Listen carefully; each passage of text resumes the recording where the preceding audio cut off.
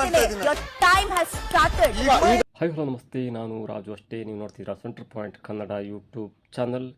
Big Boss season 12ರ ಫೈನಲ್ಗೆ ದಿನಗಣನೆ ಪ್ರಾರಂಭವಾದ ಮರುಗಳಿಗೆಯಲ್ಲಿ ಇದೀಗ ಮನೆಯೊಳಗಿರುವಂಥ 9 ಸ್ಪರ್ಧಿಗಳು ಕೂಡ ತಮ್ಮ 100% ಹಾಕ್ತಾ ಇದ್ದಾರೆ ಮತ್ತು ಬಿಗ್ ಬಾಸ್ ಫೈನಲ್ನ ಟಾಪ್ 5 ಒಳಗಡೆ ತಾವು ಇರಬೇಕೆನ್ನುವಂಥ ಕನಸನ್ನು ಕೂಡ ಕಾಣ್ತಾ ಇದ್ದಾರೆ. ಇದರ ಪ್ರಮುಖ ಭಾಗವಾಗಿ ಇವತ್ತು ಕಲರ್ಸ್ ತಂಡ ತನ್ನ ಒಂದು ವಾಹಿನಿಯಲ್ಲಿ ಹಂಚಿಕೊಂಡಂಥ ಪ್ರೋಮೋನ ನೋಡ್ತಾ ಇದ್ದರೆ ಎಲ್ಲೋ ಒಂದು ಕಡೆ ಬಿಗ್ ಬಾಸ್ ಟ್ರೋಫಿನ ತಾನೇ ಗೆಲ್ಲಬೇಕೆನ್ನುವಂಥ ಪಣ ತೊಟ್ಟಿದ್ದ ಮತ್ತು ಅತ್ಯಂತ ಜನಪ್ರಿಯತೆಯನ್ನು ಹೊಂದಿರುವಂಥ ಬಿಗ್ ಬಾಸ್ ಗೆಲ್ತಾರೆ ಎನ್ನುವಂಥ ಒಂದು ನಿರೀಕ್ಷೆಯನ್ನು ಹುಟ್ಟಿಸಿರುವಂಥ ಗಿಲ್ಲಿಗೆ ಎಲ್ಲೋ ಒಂದು ಕಡೆ ಹಿನ್ನಡೆಯಾಗುತ್ತೆ ಅನ್ನುವಂಥ ಅನುಮಾನ ಕೂಡ ಇದೀಗ ಜನರಲ್ಲಿ ಕಾಡ್ತಾ ಇದೆ. ಅದಕ್ಕೆ ಮುಖ್ಯವಾದ ಕಾರಣ ಇದೀಗ ಕಳೆದ 2-3 ವಾರಗಳಲ್ಲಿ ಅಶ್ವಿನಿಯವರ ಒಂದು ಮನ್ವಂತರ ಅಂತ ಹೇಳ್ಬೋದು, ಅಶ್ವಿನಿಯವರು ತೆಗೆದುಕೊಂಡಂಥ ಒಂದು ನಿರ್ಧಾರ ಅಂತ ಹೇಳ್ಬೋದು. ಜೊತೆಗೆ ಎಲ್ಲೋ ಒಂದು ಕಡೆ ಕಲರ್ಸ್ ವಾಹಿನಿ ಅಥವಾ ಕಲರ್ಸ್ ತಂಡ ಕೂಡ ಅಶ್ವಿನಿಯವರಿಗೆ ಸಪೋರ್ಟ್ ಮಾಡ್ತಾ ಇದೆ ಅನ್ನುವಂಥ ಗುಮಾನಿ ಕೂಡ ಇದೀಗ ಎಲ್ಲರ ಮನಸ್ಸಲ್ಲಿ ಅಚ್ಚಳಿಯದೆ ಉಳಿಯುವಂತೆ ಮಾಡಿದೆ. ಜೊತೆಗೆ ಇವತ್ತು ಕಲರ್ಸ್ ತಂಡ ಹಂಚಿಕೊಂಡಂಥ ಒಂದು ಪ್ರೋಮೋ ಇದೆಯಲ್ಲ, ಅದು ಈಗ ಬಹು ಚರ್ಚೆಗೆ ಗ್ರಾಸವಾಗಿದೆ. ಹಾಗಾದರೆ ಇವತ್ತು ಕಲರ್ಸ್ ತಂಡ ಹಂಚಿಕೊಂಡಂಥ ಪ್ರೋಮೋದಲ್ಲಿ ಮೊದಲು ನಾವು ಪ್ರೋಮೋನ ಗಮನಿಸ್ತಾ ಹೋದರೆ ಎಲ್ಲೋ ಒಂದು ಕಡೆ ಗಿಲ್ಲಿಯವರಿಗೆ ನೇರವಾಗಿ ಟಾಂಗ್ ಕೊಟ್ಟಂತಿತ್ತು. ಅಂದರೆ ಈ ವಾರದ ಕ್ಯಾಪ್ಟನ್ ಕೂಡ ಆಗಿದ್ದಾರೆ ಮತ್ತು ರಾಜ ಎನ್ನುವಂಥ ಒಂದು ಪಟ್ಟ ಕೂಡ ಸಿಕ್ಕಿದೆ. ಜೊತೆಗೆ ರಾಣಿಯಾಗಿರುವಂಥ ಅಶ್ವಿನಿ ಗೌಡ ಅವರನ್ನು ಕಿಚಾಯಿಸಿದಾಗ ಅಶ್ವಿನಿ ಗೌಡ ಮತ್ತು ಧ್ರುವಂತ್ ಅವರು ಒಂದು ಗಾರ್ಡನ್ ವಿಭಾಗದಲ್ಲಿ ಕೂತಿರ್ತಾರೆ. ಅವರನ್ನು ನೋಡಿ ರಾಜನಾಗಿರುವಂಥ ಗಿಲ್ಲಿ ಅವರು ನೇರವಾಗಿ ಕಿಚಾಯಿಸ್ತಾರೆ ಮತ್ತು ಬಾಯಲ್ಲಿ ಮತ್ತು ಕೈಯಲ್ಲಿ ಒಂದು ಸ್ವಲ್ಪ ಸನ್ನೆಯನ್ನು ಕೂಡ ಮಾಡ್ತಾರೆ. ಅಂದರೆ ನೀವು ಎಷ್ಟು ನಿಮ್ಮ ಹತ್ರ ಏನೂ ಆಗಲ್ಲ ಎನ್ನುವಂಥ ಸನ್ನೆಯನ್ನು ಮಾಡಿದಾಗ ನೇರವಾಗಿ ವಾಗ್ದಾಳಿಗೆ ಇಳಿದಂಥ ಅಶ್ವಿನಿ ಗೌಡ ಮತ್ತು ಧ್ರುವಂತ್ ಅವರು ಕ್ಷಣಕ್ಕೂ ನಿಮ್ಮ ಮೇಲೆ ತಿರುಗಿ ಬೀಳ್ತೇವೆ, ಕ್ಷಣಕ್ಕೂ ನೀನು ಆಡಿದ ಮಾತನ್ನು ನಾವು ತಿರುಗಿ ಹೇಳ್ತೇವೆ ಅನ್ನುವಂಥ ಮಾತನ್ನು ಹೇಳ್ತಾರೆ ಧ್ರುವಂತ್ ಅವರು. ಜೊತೆಗೆ ಧ್ರುವಂತ್ ಅವರು ಹೇಳ್ತಾರೆ, ಸರಿಯಾಗಿ ತಲೆ ಬಾಚ್ಕೋ, ಸರಿಯಾಗಿ ಹಲ್ಲು ಉಜ್ಕೋ, ಸರಿಯಾಗಿ ಕ್ಲೀನ್ ಇಟ್ಕೋ, ಅದನ್ನು ಬಿಟ್ಟು ಹೇಗೂ ಹಳ್ಳಿ ಹೈದಂಥ ಇರ್ತೀಯಲ್ಲ, ನಿನಗೆ ನಾಚಿಕೆ ಆಗಲ್ಲ ಎನ್ನುವ ಒಂಥರ ಮಾತಾಡ್ತಾರೆ.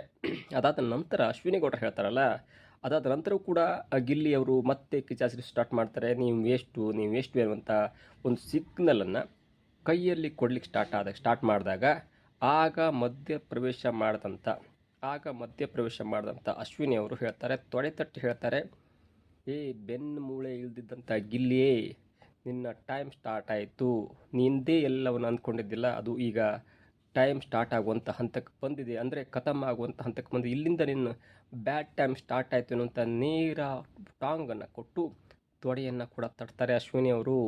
ಇದು ಈಗ ಎಲ್ಲ ಕಡೆ ಚರ್ಚೆಗೆ ಗ್ರಾಸವಾಗಿದೆ ಮತ್ತು ಅವ್ರು ಹೇಳ್ತಾರೆ, ಸ್ಪೈನಲ್ ಕಾರ್ಡ್ ಇಲ್ಲದ ಗಿಲ್ಲಿ, ಅಂದರೆ ಈ ಬೆನ್ನು ಹುರಿ ಇಲ್ಲದ ಗಿಲ್ಲಿ, ನೀನು ಏನು ಮಾಡಲಿಕ್ಕಾಗಲ್ಲ, ನಿನ್ನ ಹತ್ರ ಸ್ಪೈನಲ್ ಕಾರ್ಡ್ ಇಲ್ಲ, ನಿನ್ನ ಹತ್ರ ಗಟ್ಟಿಯಾಗಿ ನಿಲ್ಲಬೇಕಾದಂಥ ಬೆನ್ನು ಮೂಳೆನೇ ಇಲ್ಲ ಎನ್ನುವಂಥ ಮಾತನ್ನು ಹೇಳೋದು ಇದೀಗ ಬಹು ಚರ್ಚೆಗೆ ಗ್ರಾಸವಾಗಿದೆ ಮತ್ತು ಅದು ಕೂಡ ಬಾಡಿ ಶೇಮಿಂಗ್ ಆಗುವಂಥ ಎಲ್ಲ ಲಕ್ಷಣ ಕೂಡ ಕಂಡು ಬರ್ತಾ ಇದೆ. ಹೀಗಾಗಿ ಇನ್ನು ಮುಂದೆ ಈ ಬಾಡಿ ಶೇಮಿಂಗ್ ಎನ್ನುವಂಥ ಒಂದು ಪ್ರಕರಣ ಅಥವಾ ಬಾಡಿ ಶೇಮಿಂಗ್ ಮಾಡಿದ್ರಾ ಎನ್ನುವಂಥ ಒಂದು ವಿಷಯ ಮುಂದೆ ಯಾವೆಲ್ಲ ಚರ್ಚೆಗೆ ಗ್ರಾಸವಾಗುತ್ತೆ ಅನ್ನೋದು ಕೂಡ ಕಾದು ನೋಡಬೇಕಾಗಿದೆ. ಇನ್ನು ಇವತ್ತು ಆಡಿದಂಥ ಮಾತು ಒಂದು ಕಡೆ ಇಟ್ಟು ನೋಡೋದಾದರೆ, ಈಗ ಬಿಗ್ ಬಾಸ್ ಫೈನಲ್ಗೆ ಒಂದು 2 ವಾರ ಅಥವಾ 15ರಿಂದ 20 ದಿನ ಇದೆ ಅಂತ ಹೇಳ್ಬೋದು. ಈ ವಾರದ ಕಟಕಟೆ ಜನವರಿ 3-4ರಂದು ಆಗುತ್ತೆ. ಈಗಾಗಲೇ 9 ಜನ ಸ್ಪರ್ಧಿಗಳಿದ್ದಾರೆ. ಅದರಲ್ಲಿ 5 ಜನ ನಾಮಿನೇಟ್ ಕೂಡ ಆಗಿದ್ದಾರೆ. ಧ್ರುವಂತ್ ನಾಮಿನೇಟ್ ಆಗಿದ್ದಾರೆ, ರಾಶಿಕಾ ನಾಮಿನೇಟ್ ಆಗಿದ್ದಾರೆ, ಅಶ್ವಿನಿ ಗೌಡ ನಾಮಿನೇಟ್ ಆಗಿದ್ದಾರೆ, ಧನುಷ್ ನಾಮಿನೇಟ್ ಕೂಡ ಆಗಿದ್ದಾರೆ.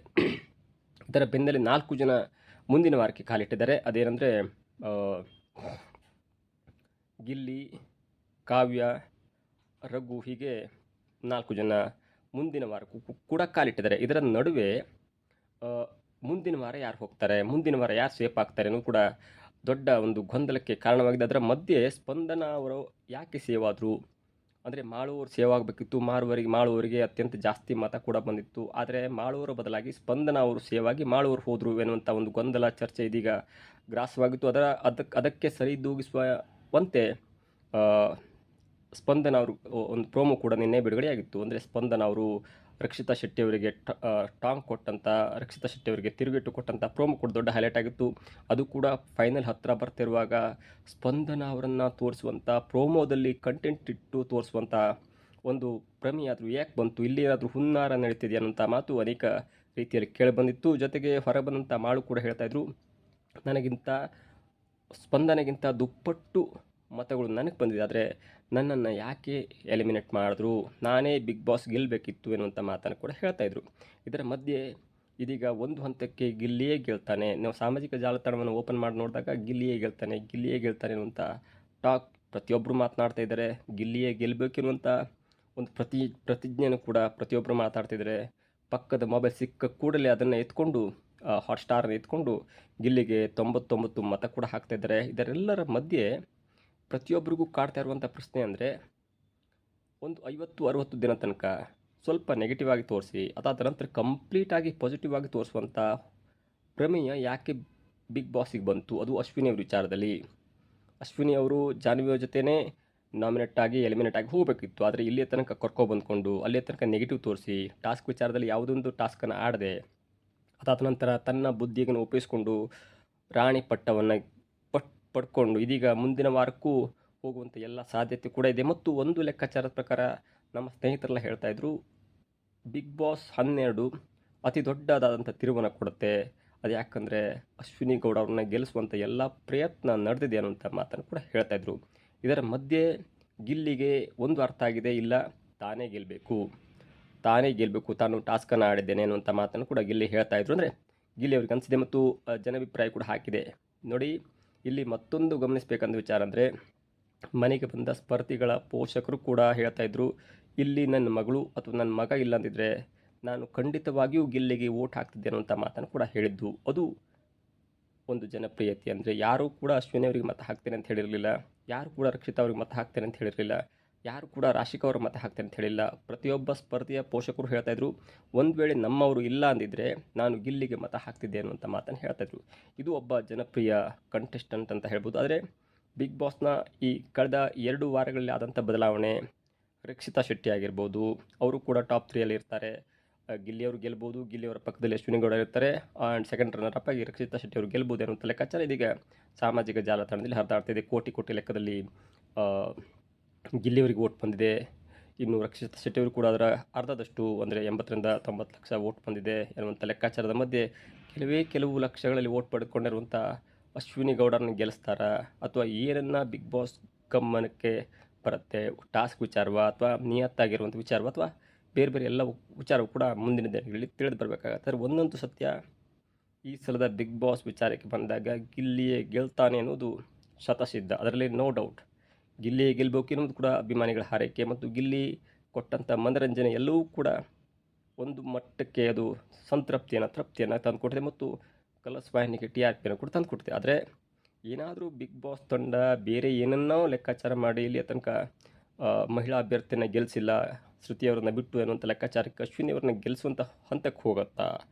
ಇದು ಕೂಡ ಕಾದು ನೋಡಬೇಕಾಗಿದೆ. ಯಾಕಂದರೆ ಕನ್ನಡ ನಾಡು ಅಂದ್ಕೊಳ್ಳಿ, ಕನ್ನಡ ಹೋರಾಟಗಾರ್ತಿಯರಿಗೆ ಬೆಲೆ ಕೊಡಬೇಕು. ಕನ್ನಡ ಹೋರಾಟಗಾರ್ತಿಯನ್ನು ಗೆಲ್ಲಿಸಿದ್ರೆ ಅದು ಕಲರ್ಸ್ ವಾಹಿನಿಗೆ ಒಂದು ದೊಡ್ಡ ಹೆಸರು ಬರುತ್ತೆ ಅನ್ನುವಂಥ ಕಾರಣಕ್ಕಾಗಿ ಕಲರ್ಸ್ ವಾಹಿನಿ ಒಂದು ಬೇರೆ ಪ್ಲ್ಯಾನನ್ನು ಮಾಡಿಕೊಂಡು ಇದೀಗ ಕೊನೆಯ ವಾರದಲ್ಲಿ ಅಶ್ವಿನಿ ಗೌಡ ಅವ್ರನ್ನ ಹೈಲೈಟ್ ಮಾಡುವಂಥ ಹಂತಕ್ಕೆ ಹೋಯ್ತಾ?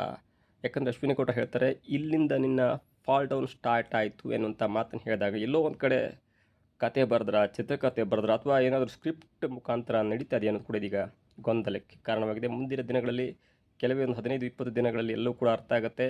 ಆದರೆ ಮುಂದಿನ ದಿನಗಳಲ್ಲಿ ಅಂದರೆ ಒಂದು 4-5 ದಿನಗಳಲ್ಲಿ ಅಶ್ವಿನಿ ಗೌಡ ಅವ್ರನ್ನ ಯಾವ ಥರ ಪೋರ್ಟ್ರೇ ಮಾಡ್ತಾರೆ, ಪ್ರೋಮೋದಲ್ಲಿ ಯಾವ ಥರ ಪೋರ್ಟ್ರೇ ಮಾಡ್ತಾರೆ, ಎಲ್ಲವೂ ಕೂಡ ಕಾದು ನೋಡಬೇಕಾಗಿದೆ. ಮುಂದಿನ ದಿನಗಳಲ್ಲಿ ಅಂದರೆ ಕೆಲವೇ ದಿನಗಳು ಇದೀಗ ಎಲ್ಲಕ್ಕೂ ಉತ್ತರ ಸಿಗುತ್ತೆ. ಒಂದು ವೇಳೆ ಗಿಲ್ಲಿ ಗೆದ್ದಿಲ್ಲ ಅಂದರೆ ಅದು ಮತ್ತೊಂದು ಹಂತಕ್ಕೆ ಹೋಗುತ್ತೆ. ಒಂದು ವೇಳೆ ಗಿಲ್ಲಿ ಗೆದ್ದರೆ yes of course you should believe Bigg Boss ತಂಡ ಅಂತ ಹೇಳ್ಬೋದು. ಇದಾಗುತ್ತೆ ಇವತ್ತಿನ ವಿಶೇಷ. ನೋಡ್ತಾ ಇರಿ Centre point Kannada YouTube channel.